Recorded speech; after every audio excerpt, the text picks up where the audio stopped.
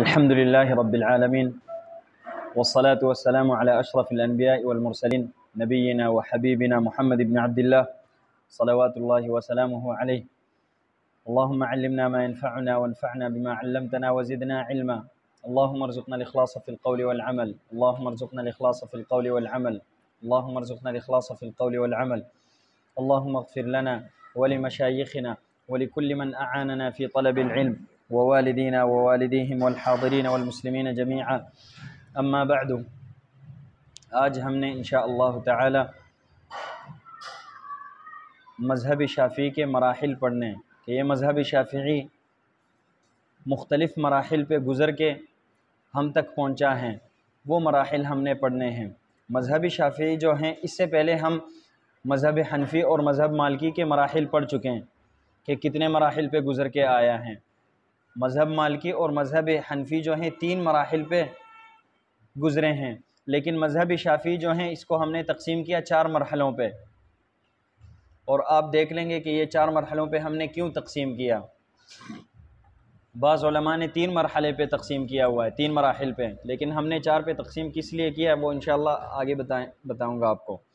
اچھا، پہلا مرحلہ جو ہے مرحلۃ النشأۃ والتکوین، پہلا مرحلہ وہ ہیں جب مذہب شافعی تیار ہونے کا وقت تھا، تیار ہونے کا مرحلہ، جب مذہب شافعی تیار ہونے لگا۔ اس کے بعد جب مذہب شافعی تیار ہو گیا، دوسرا مرحلہ شروع ہوتا ہے، مرحلۃ نقل المذہب واستقرارہ، مذہب شافعی کو آگے نقل کیا گیا، ان کے شاگردوں نے نقل کیا آگے، اور استقرارہ، اور یہ مستقر ہو گیا ایک جگہ پہ کہ یہ ہیں مذہب شافعی۔ اس کے بعد اس مذہب میں پھر رد و بدل اور تبدیلیاں نہیں کی گئی۔ اس کے بعد جو ہے اگلا مرحلہ مرحلۃ تنقیح المذہب و تحریر، اور مذہب کی صفائی کرنا اور چاننا مذہب کو، یعنی مذہب میں جو اضافی اقوال ہیں یا جو اقوال امام شافعی کو منسوب ہیں اور امام شافعی نے نہیں کہیں ان کو الگ کرنا۔ اس کے بعد جو ہیں اور اسی طرح مذہب کو لکھنا کتابوں میں۔ اس کے بعد آخری مذہب جو ہے آخری مرحلہ خدمت مصنفات التنقیح، جو تنقیح کیے گئے کتابیں ہیں ان کے آگے پھر خدمات کرنے، یعنی ان کی خدمت پھر آگے۔ اچھا، پہلا مرحلہ جو ہے یہ شروع ہوتا ہے 195 سے لے کے 204 تک، 195 سے لے کے 204 تک۔ یہ وہ مرحلہ ہے جب امام شافعی رحمہ اللہ بغداد دوبارہ جب بغداد آئیں تو پہلی دفعہ بغداد چھوڑ کے چلے گئے تھے مکہ مکرمہ، جب یہاں پہ محمد بن الحسن الشیبانی فوت ہوئے عراق میں بغداد میں، تو بغداد چھوڑ کے امام شافعی رحمہ اللہ چلے گئے، لیکن بعد میں پھر دوبارہ آئے تھے یہاں پہ بغداد میں دوبارہ آئے، اور بغداد کو چھوڑ کے پھر آخری دفعہ بغداد کو چھوڑ کے مصر چلے گئے۔ مصر میں 4 سال انہوں نے گزارے۔ تو وہ امام شافعی کا بغداد میں دوبارہ منتقل ہونے سے لے کے امام شافعی کا فوت ہونے تک کا مرحلہ ہے یہ۔ امام شافعی رحمہ اللہ 195 ہجری میں بغداد آئے تھے، بغداد تشریف لائے دوبارہ دوسرے رحلے میں، یہ پہلے پڑھ چکے ہیں پچھلے درس میں، پچھلے سبق میں یہ ہم پڑھ چکے ہیں۔ اچھا، 199 تک وہاں پہ رہیں، یعنی کتنے سال رہیں؟ 4 سال بغداد میں رہیں۔ 4 سالوں میں انہوں نے جو ہے مذہب اپنا یہاں پہ اور اپنا مذہب لکھا اور اپنے شاگردوں کو پڑھایا اور اپنا مذہب اختیار کیا۔ اس سے پہلے جو ہیں یہ امام مالک رحمہ اللہ کے مذہب پہ تھے، مالکی مذہب پہ تھے، لیکن بعد میں اپنا مذہب انہوں نے اختیار کیا اور اپنے اجتہادات اور ترجیحات انہوں نے جو ہیں الگ کیے اور واضح کیے۔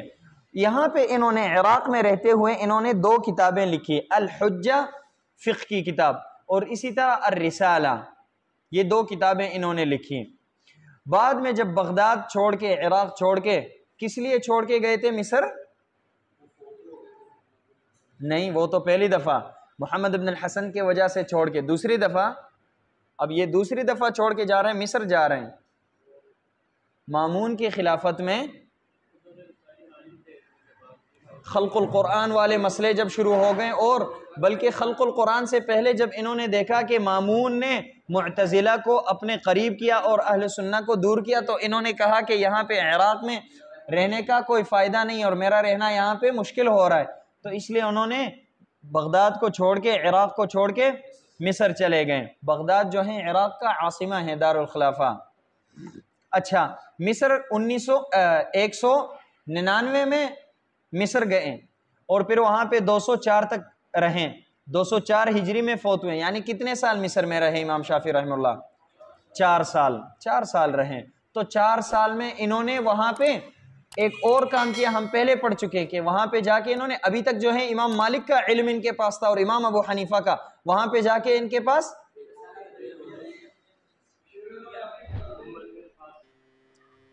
لیث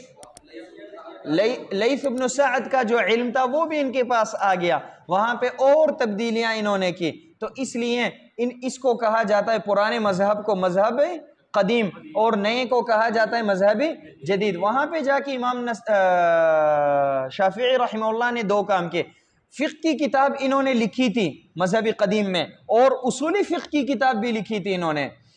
ہم نے پہلے کہا ہے، پہلے ہم پڑھ چکے کہ یہ واحد مذہب ہے کہ امام نے خود بخود فقہ اور اصول فقہ کی کتابیں لکھی، لیکن وہاں جا کے انہوں نے دونوں کتابیں دوبارہ لکھی، فقہ کی کتاب ایک اور لکھی اور اصول فقہ کی کتاب۔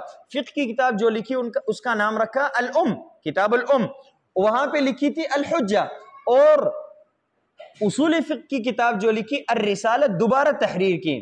آج کل دنیا میں جو رسالہ موجود ہیں وہ الرسالہ الجدیدہ ہے، الرسالۃ القدیمہ موجود نہیں ہے، بغداد میں لکھی تھے الام۔ ہاں جی، ہاں، اس لیے معتمد جو ہے الام اور الرسالہ الجدیدہ ہیں۔ اس کے بعد دوسرا مرحلہ جو ہے امام شافعی رحمہ اللہ کے فوت ہونے سے لے کے ابو حامد الغزالی کے فوت ہونے تک۔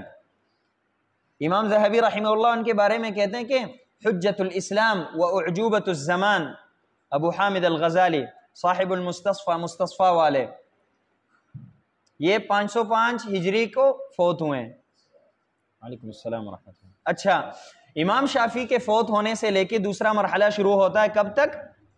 امام ابو حامد الغزالی کے فوت ہونے تک۔ ابو حامد الغزالی جو ہیں یہ امام شافعی رحمہ اللہ کے ڈائریکٹ شاگرد نہیں ہیں، آگے ہم پڑھیں گے۔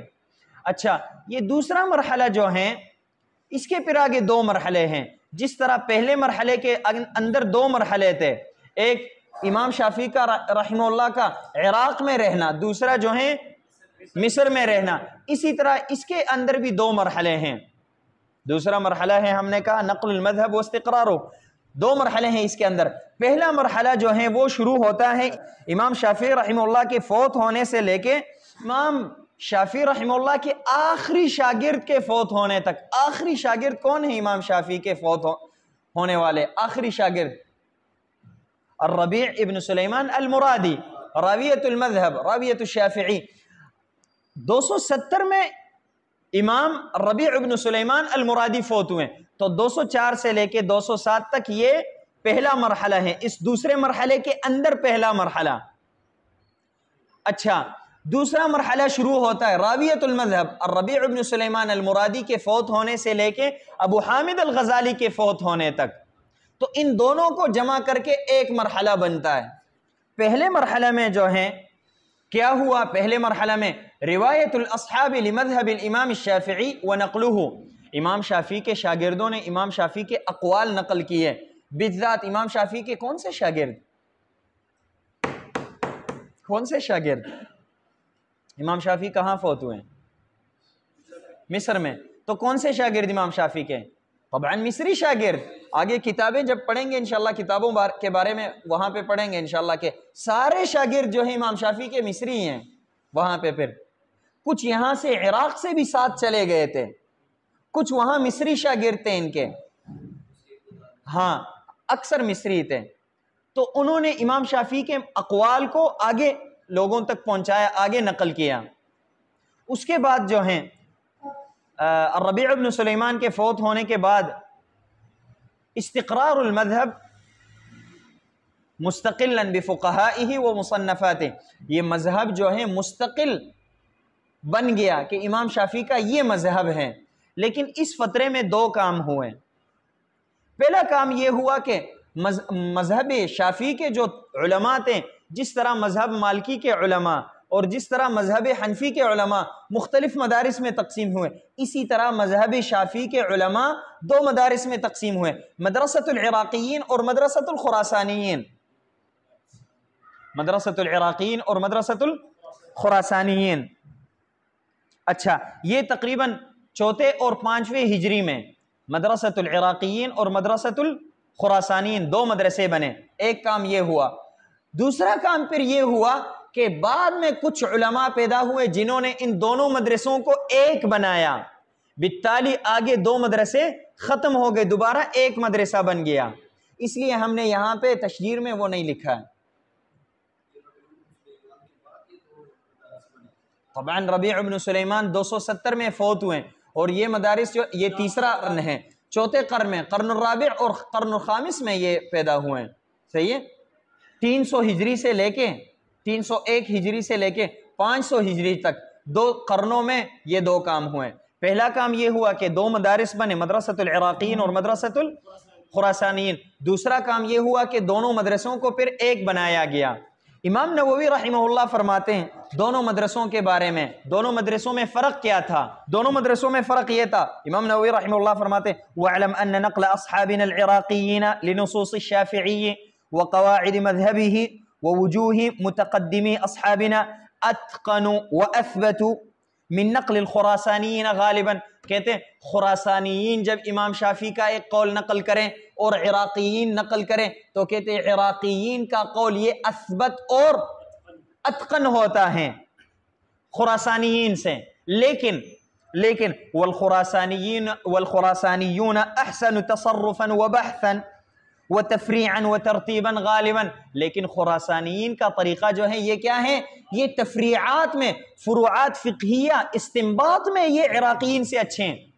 عراقیین نقل المذہب میں امام شافعی کے اقوال نقل کرنے میں اچھے ہیں، لیکن خراسانیین جو ہیں یہ استنباط میں، فروعات میں اچھے ہیں، اور ان فروعات کو ترتیب دینے میں عراقیین سے اچھے ہیں۔ سبحان اللہ، اللہ رب العالمین کی تقسیم ہے یہ۔ بعض لوگ کس چیز میں مہارت رکھتے، بعض کس میں۔ اب دیکھیں آپ، انڈیا کے لوگ جو ہیں، انڈیا کے لوگ یہ زبانی یاد کرنے میں بہت ماہر ہیں، کوئی بھی چیز وہ زبانی یاد کرتے، حرفاً بحرف مکمل کتاب کو یاد کر سکتے، کوئی مشکل نہیں ہے، لیکن فہم میں ان سے پاکستان والے اچھے ہیں۔ پاکستان والے حفظ میں کمزور ہیں، حفظ میں انڈیا والوں کی طرح نہیں ہیں، زبانی یاد نہیں کر سکتے، لیکن فہم میں ان سے اچھے ہیں۔ سبحان اللہ، یہ تقسیم اللہ رب العالمین کی طرف سے۔ اچھا، یہ بھی عراقیین حفظ میں اچھے تھے اور خراسانیین استنباط اور ترتیب میں، کتابوں کی ترتیب میں، اقوال کو مرتب کرنے میں ان سے اچھے تھے۔ بعد میں پھر کیا ہوا؟ بعد میں علماء جب آئے انہوں نے دونوں مدرسوں کو ایک بنایا، تو ایک بننے کا فائدہ کیا نکلا؟ فائدہ یہ نکلا کہ اثبت، اتقن اور اوضح اور ساری خوبیاں انہوں نے جمع کی، دونوں مدرسوں کی خوبیاں ایک ہی مدرسے میں۔ ہاں، اچھا، مدرسۃ العراقیین، طریقۃ العراق، طبعاً اس کو مدرسہ ہم نہیں کہہ سکتے ہیں کیونکہ یہ زیادہ دیر تک یہ مسئلہ اس طرح نہیں رہا۔ دوسرا یہ ہے دونوں کے درمیان میں اختلافات بھی نہیں تھے اور نہ ہی زیادہ فروقات تھے، اس کو ہم طریقہ کہہ سکتے ہیں تقریباً، طریقۃ العراقیین اور طریقۃ الخراسانیین۔ مدرسہ بھی کہے کوئی مسئلہ نہیں ہے، لیکن طریقہ کہیں زیادہ اوضح ہیں کہ ان کا طریقہ یہ ہے، ان کا طریقہ یہ ہے۔ مدرسہ ہم تب کہیں گے جب زیادہ اختلاف ہو اور زیادہ فرق ہو دونوں کے درمیان۔ اچھا، طریقۃ العراقیین کے جو بڑے بڑے علماء تھے ان میں سے ابو حامد الاسفرائینی، ابو حامد الاسفرائینی، ان کا نام ہے احمد بن محمد ابن احمد، احمد ابن محمد ابن احمد، 6 ہجری میں فوت ہوئے۔ اسی طرح القاضی ابو الطیب الطبری، طاہر ابن عبداللہ ابن طاہر، 406 ہجری میں، الاسفرائینی۔ یہ اصول فقہ میں آپ زیادہ پڑھتے ہیں، اصول فقہ کی کتابوں میں، خاص کر طریقۃ الجمہور میں شافعی مذہب کے یہ الاسفرائینی، قال الاسفرائینی، قال الاسفرائینی، یہ وہ اسفرائینی ہیں۔ اسی طرح جو ہیں 450 میں یہ طبری فوت ہوئے ہیں. اور اسی طرح الامام ابو الحسن الماوردی، ماوردی کل میں نے بتایا تھا ان کے بارے میں، ماوردی علی ابن محمد ابن حبیب البصری، علی ابن محمد ابن حبیب البصری 450 میں یہ بھی فوت ہوئے ہیں. طبری اور ماوردی دونوں 450 میں فوت ہوئے ہیں. اور طریقۃ الخراسانیین کے جو بڑے علماء ہیں ابو بکر المروزی، ابو بکر المروزی جن کو القفال الصغیر کہا جاتا ہے، ابو بکر المروزی القفال الصغیر ان کا لقب ہے، قفال الصغیر، ان کا نام ہے عبداللہ ابن احمد ابن عبداللہ، عبداللہ ابن احمد ابن عبداللہ 416 میں فوت ہوئے ہیں. اور اسی طرح الامام ابو محمد الجوینی، ابو محمد الجوینی امام الحرمین کے والد ہیں. یہ امام الحرمین نہیں، امام الحرمین جمع والوں میں سے ہیں، امام الحرمین نے پھر جمع کیا. والد جو ہیں یہ طریقۃ الخراسانیین کے ابو محمد الجوینی عبداللہ ابن یوسف ابن عبداللہ. اور اسی طرح القاضی حسین، الحسین ابن احمد، القاضی حسین نام ہے ان کا، حسین ابن احمد، یہ 462 ہجری میں فوت ہوئے ہیں. اچھا پہلے جو ہیں جوینی 438 میں.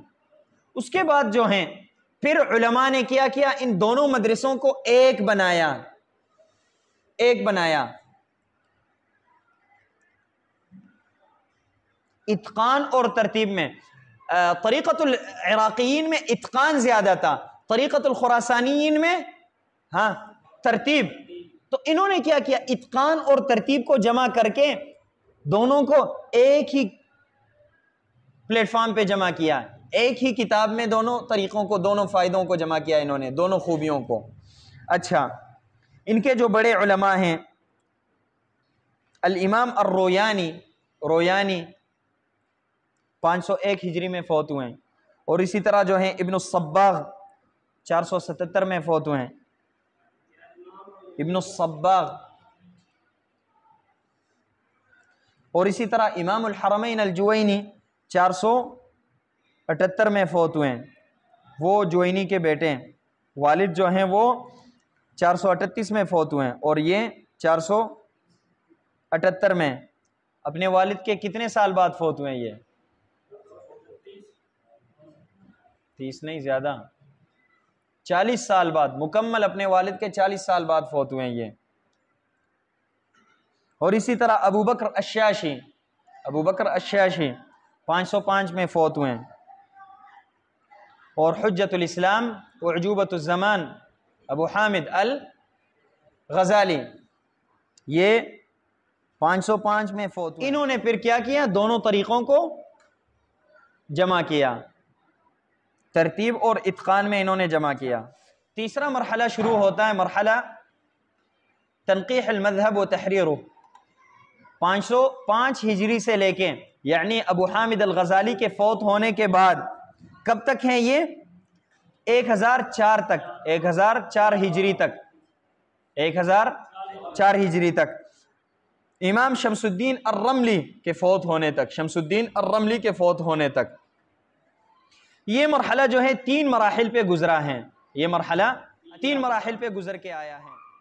پہلا جو ہے التنقیح الاول، اور دوسرا جو ہے تمہید للتنقیح الثانی، تمہید للتنقیح الثانی، اور دوسرا تنقیح الثانی، تیسرا مرحلہ. پہلا مرحلہ جو ہے التنقیح الاول،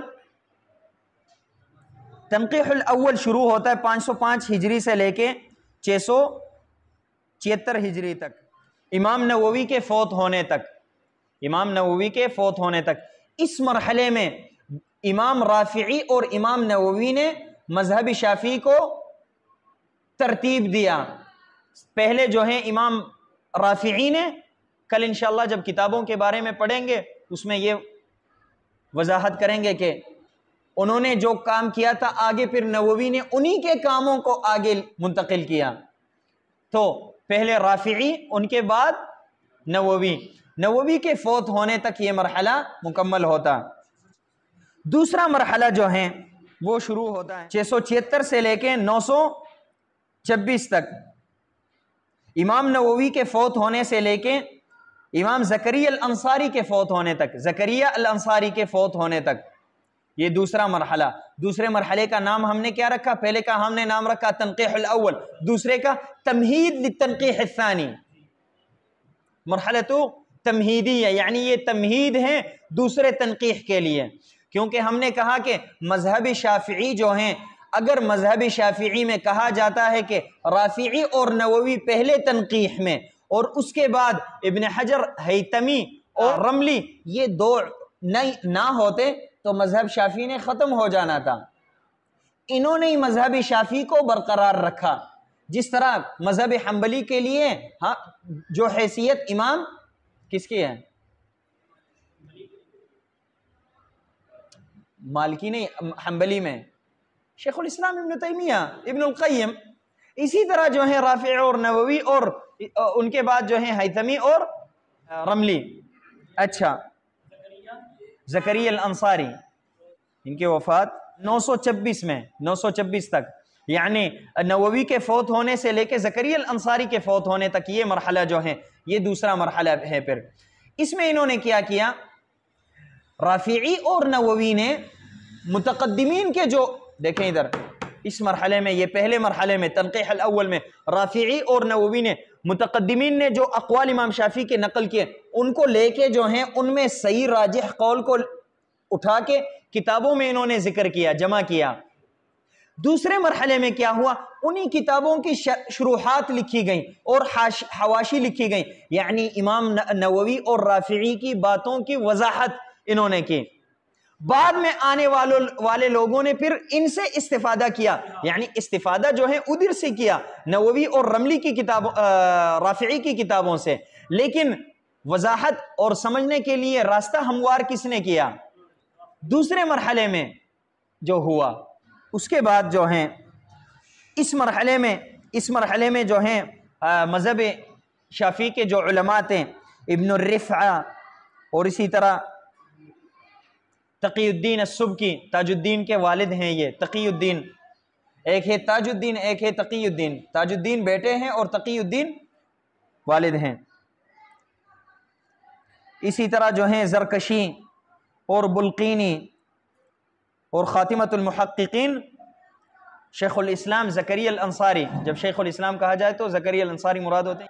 اس کے بعد جو ہیں یہ انشاءاللہ کتابوں کے بارے میں جب پڑھیں گے دوبارہ، یہ تفصیلاً دوبارہ پڑھیں گے کہ یہ نووی کی کتابیں تھی اور دوسرے مرحلے میں یہ کام کیا گیا، تیسرے مرحلے میں پھر یہ ہوا، یہ انشاءاللہ دوبارہ پڑھیں گے۔ اچھا، التنقیح الثانی جو ہیں اس میں کیا ہوا؟ اس دوسرے مرحلے میں مرحلہ تمہیدیہ جو ہیں اس میں ایک عجیب کام کیا گیا، وہ یہ کہ مذہب شافعی میں اصول فقہ کی کتابیں تو شروع سے لکھی گئی تھی، مذہب شافعی میں اب کیا کیا گیا؟ قواعد فقہیہ کی کتابیں لکھی گئیں اس مرحلے میں، اور اصول الفقہ کو اور مزید فروغ دیا گیا، قواعد فقہی کی کتابیں لکھی گئیں۔ مثال کے طور پہ اشباہ والنظائر ابن الوکیل کی، وہ بھی شافعی ہیں۔ اسی طرح اشباہ والنظائر تاج الدین السبکی کی، وہ بھی شافعی ہیں۔ اسی طرح القواعد للحصنی، وہ بھی شافعی ہیں۔ اسی طرح اشباہ والنظائر سیوطی کی، وہ بھی شافعی ہیں۔ اس کے بعد دوسرا مرحلہ جو ہے، یعنی تیسرا مرحلہ، اس تیسرے مرحلے کے اندر ہم نے کہا پہلا مرحلہ جو ہے اس کے اندر 2 مرحلے، دوسرے مرحلے کے اندر 2 مرحلے، تیسرے مرحلے کے اندر 3 مرحلے۔ التنقیح الثانی جو ہے یہ شروع ہوتا ہے 926 سے لے کے، یعنی کس کے فوت ہونے سے لے کے؟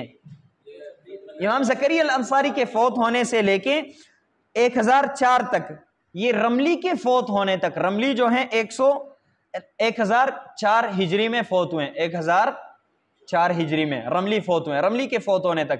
اس مرحلے میں کیا کیا گیا؟ ہیثمی نے، ابن حجر الہیثمی، ایک ہیثمی ہے، دیکھیں ادھر، ہیثمی مجمع الزوائد والے، ایک ہیثمی ہے، ہیثمی یہ ہیں۔ اچھا، ایک ابن حجر عسقلانی ہیں، ایک ابن حجر ہیثمی ہے، یہ ہیں۔ اس مرحلے میں ابن حجر اور رملی نے جو کتابیں انہوں نے لکھی تھیں، امام رافعی اور نووی نے اور اسی طرح دوسرے مرحلے میں زکریا الانصاری وغیرہ کی جو کتابیں تھیں ان کو آگے جو ہیں ان کی شروحات اور اختصارات اور حواشی وغیرہ انہوں نے لکھی، یعنی مذہب کو اور مختصر کیا انہوں نے، آگے علماء نے وضاحتیں کی سمجھانے کے لیے۔ اب جب انسان سمجھ جائے پھر کیا کرتا ہے؟ مختصر کرتا ہے۔ پہلے بات مختصر ہوتی ہے، استاد آ کے طلبہ کو سمجھاتا ہے اور وضاحت کرتا ہے، تشریح، اس کے بعد طلبہ اسی چیز کو مختصر کرتے دوبارہ۔ اب جب سمجھ آیا تو اس کے بعد مختصر ہی کرنا ہے۔ سمجھ شریف میں آ رہا ہے؟ اچھا، کیونکہ مطول سمجھنے میں آسان ہوتا ہے لیکن زبانی یاد کرنے میں مشکل ہوتا ہے، مختصر زبانی یاد کرنے میں آسان ہوتا ہے اور سمجھنے میں مشکل ہوتا ہے۔ اس کے بعد جو ہیں اگلا مرحلہ 1004 ہجری سے لے کے 1335 ہجری تک، اس میں جو ہیں کچھ بھی نہیں ہوا، صرف اور صرف کیا ہوا؟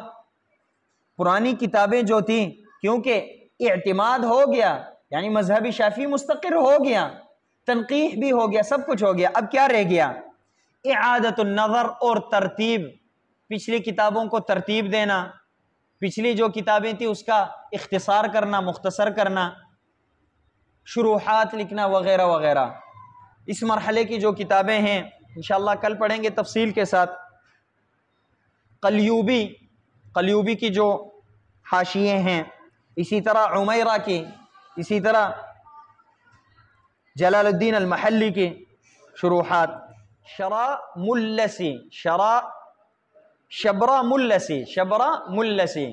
ملسی وغیرہ، شبرا نہیں شبرا۔ اچھا، کل انشاءاللہ تعالی کتابوں کے بارے میں پڑھیں گے۔ کوئی سوال پوچھنا کسی نے؟ سبحانک اللہم و بحمدک اشہد ان لا الہ الا انت استغفرک و اتوب الیک۔